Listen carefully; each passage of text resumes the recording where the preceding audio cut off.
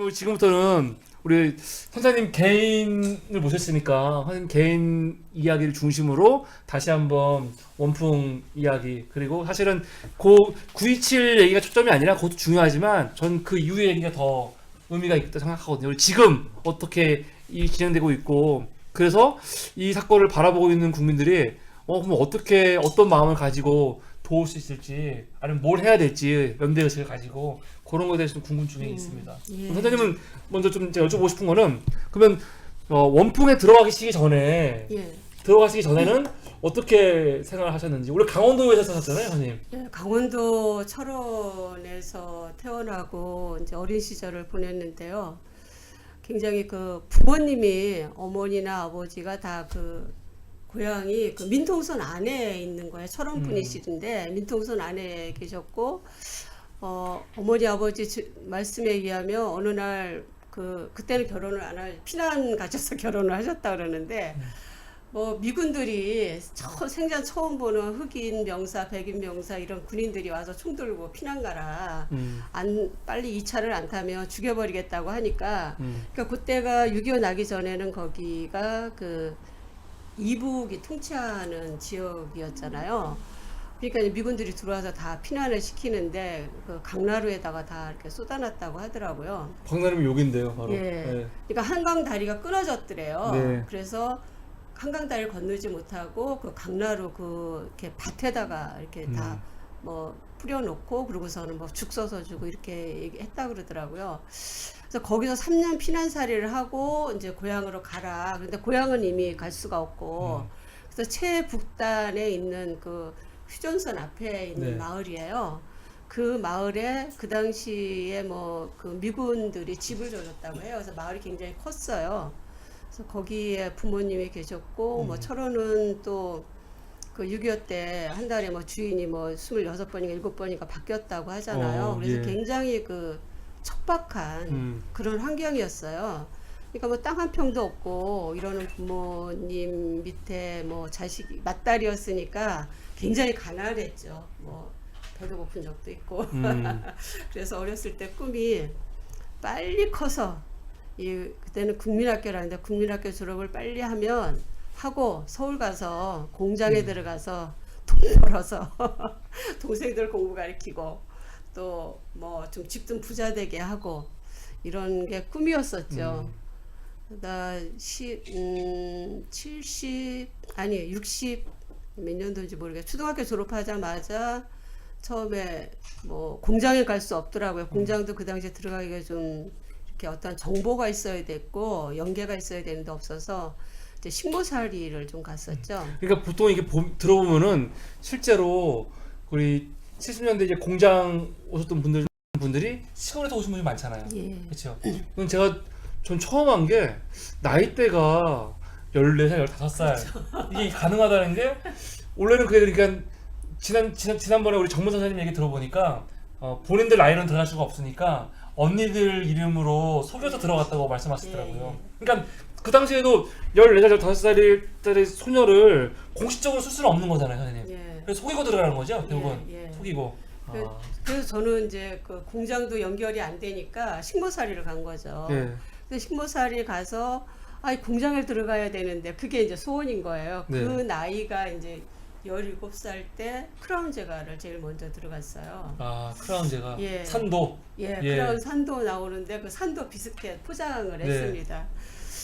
근데 거기 갔더니 저보다 어린 친구들이 너무 많은 거예요. 14살, 13살 이런 친구들이 있는데 그 산도 비스켓이 그 컨베이어가 돌아가요. 네. 그 컨베이어가 돌아가면 위에서 그 과자 껍데기를 내려보내면 중간에 크림을 찍어요. 네. 그 크림을 찍고 그 다음에 위에 또 하나 과자를 엎어서 그 다음에 컨베이어를 쭉 떠내려오면 그거를 잡아서 이제 포장을 하는 거예요. 네. 근데 월요일 날은 토요일 날 하루, 일요일 날 하루 쉬고 월요일 날은 이 손가락에 피가 안 나요. 근데 화요일부터는 이 손가락이 다 닳아서 피가 나요. 그러니까 아마 그 시대에 여기 선생님들은 그 시대에 산도 안 드셨을 것 같고 그 시대에 그 산도를 드신 분들은 그 피 묻은 산도를 드신 거예요. 그거를 그러면 나중에 여기다 이제 막 그 피대, 그러니까 이게 컨베이어가 쭉 돌아가면 그 컨베이어가 다 피자고 피 자국하고 오. 크림 자국으로 이렇게 얼룩이 져요. 그 정도예요? 예, 그러면은 여기를 왜냐하면 이게 도급제였어요. 네. 그러니까 슬슬 하는 작업이 아니라 도급제니까 그거를 한 장이라도 더 쌓아야 되니까. 어. 그러니까 뭐 죽기 살기를 하는 거예요, 그냥. 근데 그때 제가 17살 때 갔더니 그 어린 친구들은 한 3년 이렇게 됐더라고요. 네. 그런데 이 등이 다 꼽추처럼 굽었어요. 아니, 나이가 14살인데 이미 3년 됐다고요? 예, 예. 그러면 거의 뭐 10살, 11살 때부터 했다는 그것도 거예요? 그렇게 어린 나이에 그래서 오. 저도 깜짝 놀랐어요. 어린 나이에 저도 공장 가서 깜짝 놀랐어요. 그래서 그렇게 있다가 거기서 어느 날 엄청 일을 철야 작업을 하고 막 일을 많이 했는데 돈을 받아보니까 너무 작은 거예요. 네. 근데 어느 이제 언니 되는 사람인데 그분이 야 이건 너무 심하다. 그러니까 우리 노동청에 가서 고발을 하면 이 월급을 받는다고 아니, 그럼 하더라. 그때는 선생님 취업을 하실 때 그게 몇 네. 년도예요, 그때가? 그때 70 70년도? 예. 그때는 얼마 받을지 모르고 공장에 들어가신 거예요, 우선? 무조건? 그렇죠. 공장에 아니 그때 먼저 다니는 이제 그 친구가 있어 소개로 갔는데 네. 그때 그 월급이 제 기억으로는 2,000원이었어요. 네. 그러니까 식모살이 할 때와 거의 좀 비슷하다라는 생각을 했어요. 근데 도급제니까 음. 많이 하면 조금 아. 더 받고 이제 이러는데 저는 한 그치, 2,000원 그치. 정도를 받았어요. 근데 이제 그걸 한 것보다 돈이 너무 작다. 근데 누군가가 노동청에 가서 고발하면 또 받을 수 있다고 하더라. 그래서 거기가 그 동대문구 묵동이었어요. 근데 거기서부터 신설동을 걸어가자고 그러더라고요. 최초의 노동 투쟁이네요. 예. 네. 근데 그때는 뭔지도 몰랐고 노동청이 있다는 것도 몰랐고 선배가 가자고 하니까 억울하니까 네. 억울한 생각은 들어가니까 그래서 거기를 한 그 산도부 포장부가 굉장히 좀 사람이 한 100여 명 정도 됐던 것 같은데 한 절반 정도가 나선 것 같아요. 그래서 그전에는 그 중량천의 뚝방에 그 판자촌들이었거든요. 네. 그 판자촌 그 가운데 뚝방길을 쭉 따라서 이제 중량교 다리까지 해서 네. 신설동으로 가려고 하는데 네. 신설동이 어디쯤인지도 모르고 그냥 따라가는 거예요. 그랬는데 희경동쯤에 오니까 중량교 다리쯤에서 이제 회사 간부들이 지키고 있더라고요. 그래서 여기서 더 가면 니네들 다 경찰에 연행을 하겠다. 그래서 다시 이제 경찰에 연락했는데 이거 너무 무서우니까 거기서 돌아왔는데 그때 공장 같이 산도부 전원이 다 간 거예요? 거의 많은 오. 숫자가요. 그래서 그날은 출근을 안 했어요. 뭐 음. 그냥 자취하는 뭐 이런 선배들 집에 가고 막 이랬는데 이튿날 출근을 했더니 해고를 시킨다 그러더라고요. 이제 주동자들을 해고시키겠다. 근데 그때 해고를 시키겠다고 하니까 아니 같이 했는데 누구는 해고시키고 누구는 해고 안 시켜? 그러니까 우리 그러면 다 같이 일 안 한다. 그리고서는 그냥 기계를 그냥 그 콘베이어가 돌아가는데 그냥 다 손을 놔버린 거예요. 네. 근데 가자가 막 그냥 떠내려 가는 거예요. 이제 이 크림을 찍는 거는 자동이었어요. 그러니까 가자가 막 떠내려 가서 파지에 당기는데 그게 너무 통쾌한 거예요. 그러니까 누구 배우 세력이 있는 것도 아닌데 그냥 예. 알아서 다 그냥 예. 파업을 한 거네요. 너무 통쾌했는데 결국은 이제 해고 안 시키겠다라고 했는데 결국은 뭐 작업을 했다가 해고를 당했죠. 그 친구들은. 그래서 처음으로 억울한 일이 이런 거고 그리고 이거를 어떻게 해결할 수 있나 근데 좌절된 거잖아요. 그래서 이런 걸 어떻게 해결하는 거지라고 하는 이제 이런 좀 생각을 가졌던 계기였죠. 그럼 크라운에는 나중에 이제 원풍 갔을 때 같은 그런 조직적인 이런 조직은 없었나요? 이거 노조 없었어요. 없었어요. 예. 그럼 개인들이 그냥 예. 돈 너무 적게 받은 것 같아. 우리 예. 가자 해서 그냥 우르르 간 거예요. 예. 조직이 없었구나. 예. 그래서 선생님도 이때 나오시고 크라운을. 그렇게 하고 이제 어느 날 그 옆에 이제 평화시장에서 미싱을 하던 동갑내기가 있었어요. 네. 근데 동갑내기인데 그때 미싱수 하더라고요. 근데 이 친구가 미싱을 하다가 어느 날 출근을 안 하면서 그래서 너 왜 노니 그랬더니 누가 재단사가 죽었대. 그런데 뭐 오늘 출근하지 말래 이렇게 얘기를 하더라고요. 네. 그래서 그때 그게 그 사람이 전태일인 줄은 몰랐고 근데 왜 재단사가 죽었는데 출근을 하지 말래니 그랬더니 몰라. 그러더니 그 친구가 대한모방에 음. 거기에 그 삼촌이 있는데 거기 가면 공부를 할 수 있다고 하더라 이렇게 얘기를 하는 거예요. 대학 모방은 원품 모방의 거랑 다른 거죠? 다른 건데 다른 거죠. 예. 연결은 좀 있잖아요. 뭐 같은 섬유 같은 방직공단이죠. 예. 예. 근데 그 대한모방은 양평동에 있었는데 음.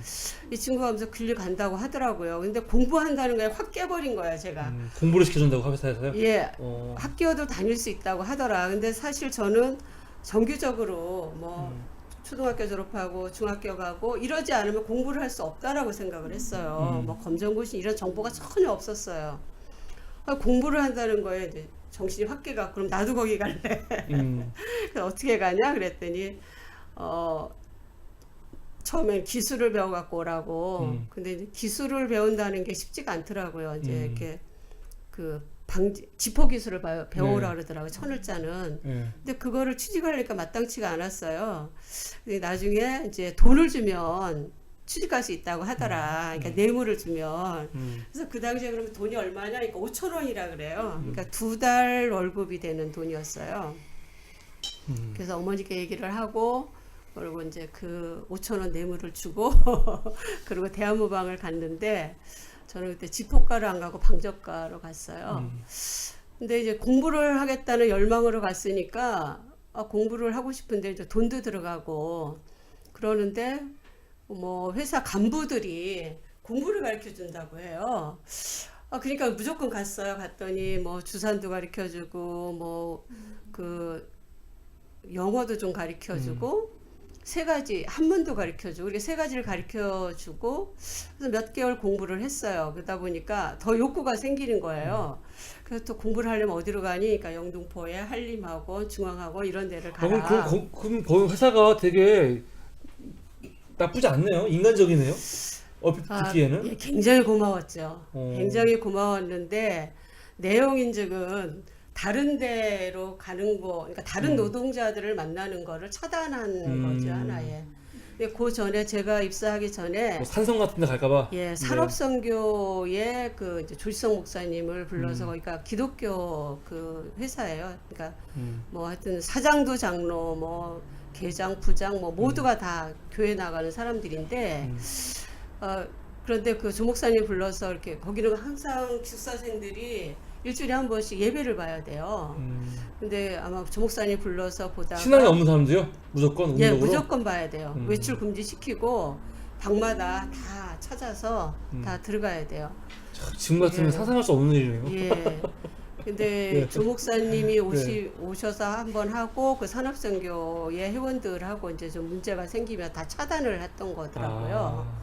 그래서 자기네가 자체적으로 이제 그 공부하는 거를 좀 했었고, 그러니까 굉장히 고마워했었죠. 공부하고 싶은데. 그러니까 나중에 한림 학원의 것도 뭐 검정고시 이런 거 전혀 몰랐어요. 그냥 뭔가 배우면 좋다. 그래서 숙녀반에서 국어, 영어, 주산, 음악 이렇게 배우는 거였거든요. 나중에 자비를 들여갖고 한림학원에 들어가신 거예요? 예. 근데 12시간, 대학모방은 12시간 막교대였어요. 그러니까 12시간 근무를 하고 그 학원에 갔다 오고 이러니까 굉장히 몸이 힘들더라고요. 그래서 그때 병이 났었어요. 그랬더니 선배가 나는 대한모방에서, 그러니까 그때 원풍모에서 왔는데, 원풍모방에서 왔는데, 너는 그 원풍모방 기능공으로 가라. 그러면 거기는 8시간만 하고, 그리고 월급도 많아진다. 기능공으로 가니까. 청교대. 예, 그렇다고 이제 가라 그러더라고요. 거기 가서 공부를 해라. 근데 저는 좀 이렇게 성격이 좀 내성적이라서 이렇게 다른 분위기에 익숙해지는 게 굉장히 좀 겁이 나요. 그래서 망설이고 있는데 그래서 계산해 보니까 8시간 하면 공부를 할 수 있겠구나. 그래서 또 원풍모방으로 기능공으로 좀 갔어요. 75년도 6월 달. 아니 원풍은 언제부터 상교대가 된 거예요? 이미 70년대부터는 상교대였던 거죠? 예. 초반부터? 예. 굉장히 일찍 된 거네요? 원풍은?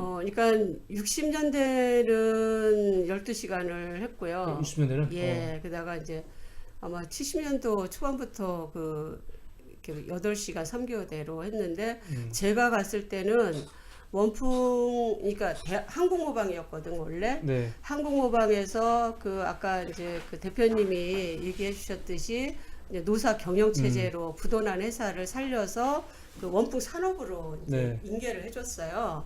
그래서 원풍 산업이 인계한 해였어요. 근데 그 해가 그래서 원풍 모방으로 이제 이름이 바뀐 첫 해였는데 가니까 이미 이제 그 부도가 2년 동안 겪었기 때문에 기능공들이 많지가 않더라고요. 그래서 처음에 가서는 12시간을 했었어요. 그러다 나중에 이제 기능공들이 막 몰려오니까 이제 8시간 3교대가 이제 자동적으로 들어갔죠. 네. 좀 이상한데 선생님? 내용이 다른데? 원래 여기서는 선생님한테 친구가 예. 너 기능공이라고 인터뷰할 때 좀 거짓말해서 그렇게 해라 했는데 선생님이 거짓말을 잘 못해가지고 예. 동기들은 다 8시간씩 하는데 본인만 12시간씩 했다 이렇게 돼 있던데? 아, 그러니까 거기에는 네. 그 얘기보다 거기에는 그 네. 경력을 3년으로 해라. 경력을 예. 그런데 제가 2년밖에 안 됐는데 3년이라는 거짓말을 못 하겠더라고요. 그러니까 3년 정도 돼야 그 경력자 의대를 해서 임금이 좀 높아지거든요. 그래서 사실은 제가 그 처음 받은 그 하루 일당이 되게 작았어요. 2년 경력으로 해서요. 네. 예, 그렇게 했는데 이미 이제 기존에 있던 사람들은 8시간을 했어요. 근데 기능공으로 온 사람들만 12시간을 한 6개월 정도 한 것 같아요. 6개월 정도 하다가 그다음에 정상적으로 이제 돌아갔죠. 전체가. 예. 그렇게 힘드셨어요? 3년 했다고 말하는 게? 그래서 워크에 네. 또 딱 가니까 그때 마침 뭐 동생들이 또 중학교 가게 되고 이러니까 이제 내가 공부할 여력이 이제 시간이 있는데 공부할 그러니까 뭐 경제가 안 되더라고요. 동생들 공부시켜야 되니까요. 예. 그러면 이게 막 드라마 같은 데 보면은 장남 언니들이 마지 누나들이 동생들 뭐 오빠들 공부시키려고 뭐 했다 그러는 게 그냥 드라마가 아니고 진짜 우리의 그럼요. 당시의 예. 그냥 일상적인 모습인 거죠. 예, 예. 선생님 포함해가지고 예. 진짜로 딸들이 장녀들이 나가서 공장에서 일하고 그걸로 동생과 또 남자 형제 오빠가 있으면 오빠 뒷바라지 해주는 게 되게 주변에서도 일상적인 모습이었나요, 선생님? 그러니까 가난을 극복하는 방법이 이 남자 형제를 공부 가리켜서 좀 이제 신분이 나아지는 거 이것이 가난을 극복하는 방법이라고 생각했고 그래서 거기에 그 혼신을 하면서 이제 집에 뭐 월급 봉투채 갖다 다 내놓죠. 근데 이제 저는 동생들인데 또 안타까운 거는 오빠들을 공부를 가리키는 거예요. 그래서 그런 것들이 좀 되게 좀 아프게 남아 있는 부분들이죠. 이렇게. 선생님 오빠는 없으신 거죠? 동생들만 있으신 예, 거죠? 동생만 있었죠. 그래서 그다음 그렇게 하면서